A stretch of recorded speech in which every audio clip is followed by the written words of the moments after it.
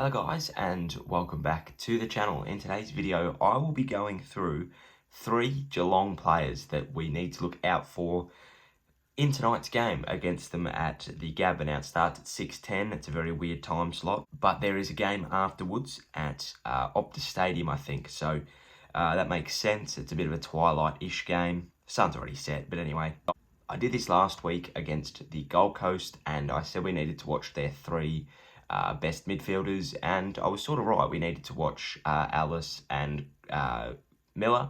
Greenwood went missing a little bit in that game, but he was still important, so I'm going to go through that again. Now the teams are out, and if you haven't seen them, which I'm assuming that you would have, we've brought in Jaron Geary and the debutant Jack Beitel for Zach Jones, who's being managed, and Ed Phillips, who's been rested. So I don't mind those changes. I think Ed Phillips was a little bit stiff, but he wasn't a proper selection anyway. He was just a late call-up. I know that doesn't make it any better.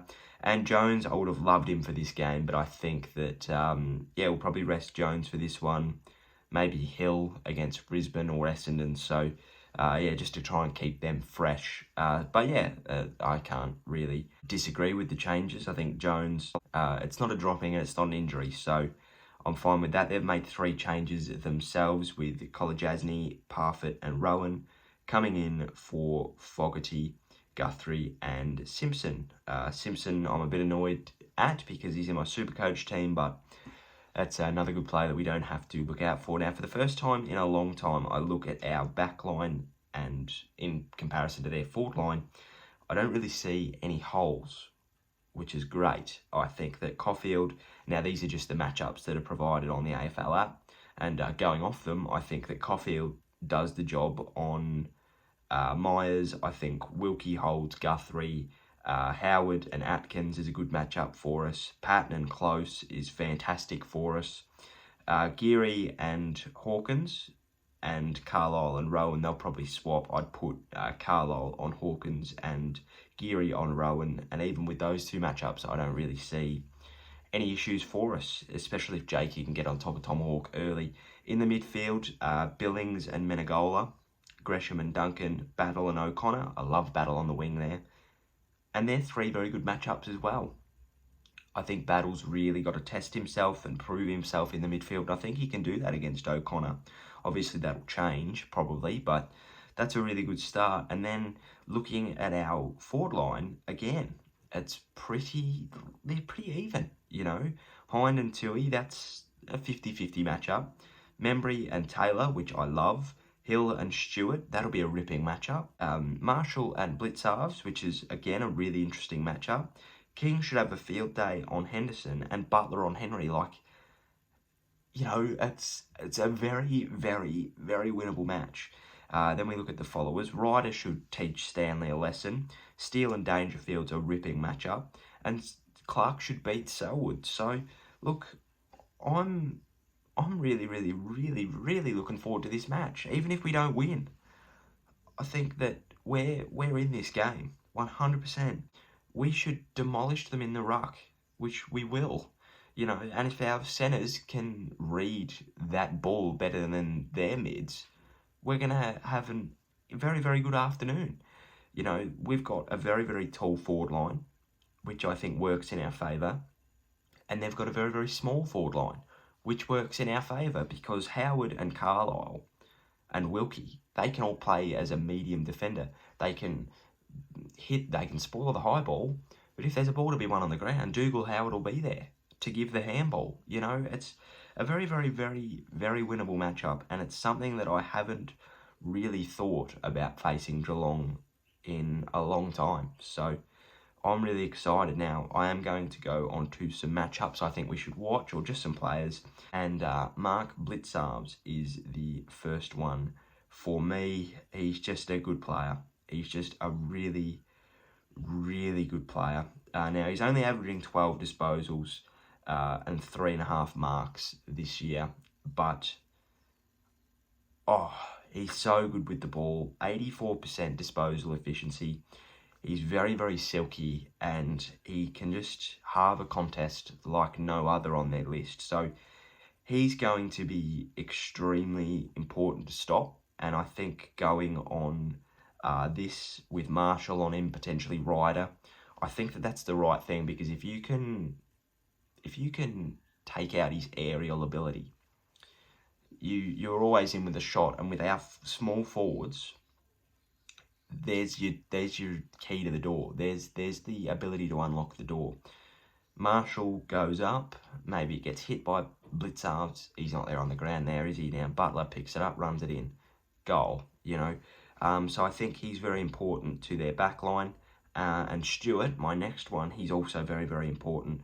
He's coming off an injury, which I guess it sort of works in our favour. He may not be 100%, but he's very, very important. Now, 15.7 disposals at an 81% efficiency, we'll say. Really, really silky with the ball. 6 marks, so he's a massive intercept marker. But what works in our favour, he averages 12 kicks out of those 16 disposals. So what we need to do is pressure him and make sure he's not left one out if we can. Or make sure that, as your junior coach probably told you, get in front as a forward. It's not that difficult, surely. But no, what I think we need to do with him is just make sure that we put that body pressure on him. He's very, very good at just running in, taking a mark. He's just good at intercepting the ball. Don't give him that opportunity. Put it out in front of the forwards. Don't put it on their head. Maxi points forward. Kick it to where he's pointing. Don't send a high one in and make it really, really difficult, because Tom Stewart, if he's not there in the air, he'll be there on the ground. So we just need to make sure that we're playing really precise footy. And I think with people like Brad Hill kicking it in instead of a Seb Ross, that's even better, because Seb has a tendency to get it and just bomb it in. Now, it's good for his stats and it's good for our inside 50 count. When it comes back out, it's not so good. Yeah, I think that and then say he gets the ball, we just need to pressure him.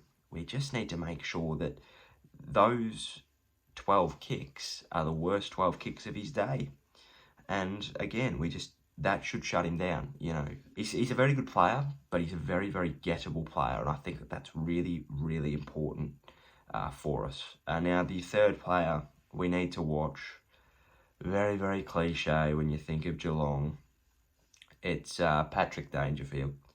Now, look, I don't think Dangerfield is as good now as he was. I think that he adds a scare factor. I think that you hear the name Dangerfield and you just crap yourself a bit, but he ain't nothing special, especially in terms of his matchup with Jack Steele. Now, I've got the comparison here. They both average half a goal a game, which means nothing. Danger gets it inside 50, a lot more than Steele, but that doesn't worry me because we've got Gresham for that. He averages 1 goal assist a game, which is fine.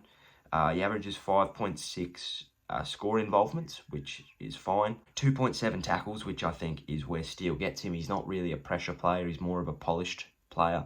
Doesn't like to get his own ball, but he's happy to give to get the handball. So I think what you need to do is force him into a dogfight. He doesn't want to be tackled. He doesn't like to tackle. Make sure that, and I know it's very, very 2020-ish of me, if he gets the ball, make sure you tackle him, He's more than happy just to get his 21.4 disposals by handballing it out the back or kicking it forward. Make sure that there's enough pressure on that kick to stuff it up.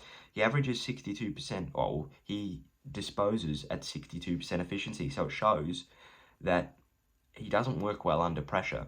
And I think that with Jack Steele on him, who averages 74% disposal efficiency, tomato potato. It's a very, very winnable matchup. But like I'm looking at this on Jack Steele,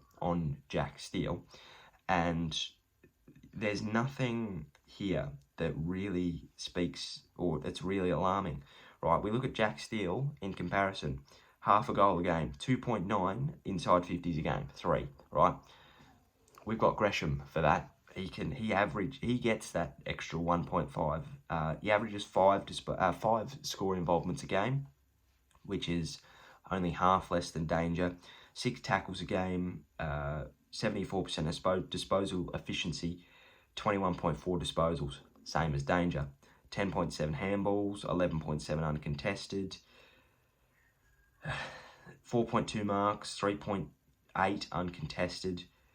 The only thing that I think is a bit concerning is Danger's marks inside 50. He does tend to get a lot of, ball inside 50, but I think that Steele, as of late, has been kicking goals. So that doesn't worry me, and I would trust our defence. So look, that'll be it. Thank you for watching. I think it's similar to last week. Just make sure to wear them like a glove. Blitzarves and Stewart, just get in front. Take their aerial game out of it, and you'll be fine. Dangerfield, just put Steele on him. That's it. He's not that special. No player is impossible to beat, and Danger is a prime example of that. He is a good player, but he's not the best player in the league. And, pressure makes diamonds. We'll see how he goes under it. And hopefully we can get a win. I do predict us to win in a close one. I want us to win in a close one. I'm biased. It'll be a good game. If we lose, it's not the end of the world, but I'd love a win. But yeah, thank you for watching. Hope you enjoyed. Let me know who you think we should watch in the comment section down below. Check out my shop in the description below. There's a new St Kilda design out. It's very, very subtle in the St Kilda part of it, but it works all the same. Hopefully you enjoy that if you so choose to buy it. I've also got a St Kilda heart design as well, which is awesome. But let me know what you thought of the video. Let me know what you think of my merch as well, if you want. Enjoy the game. Have a great day. Cheerio, sayonara, and goodbye.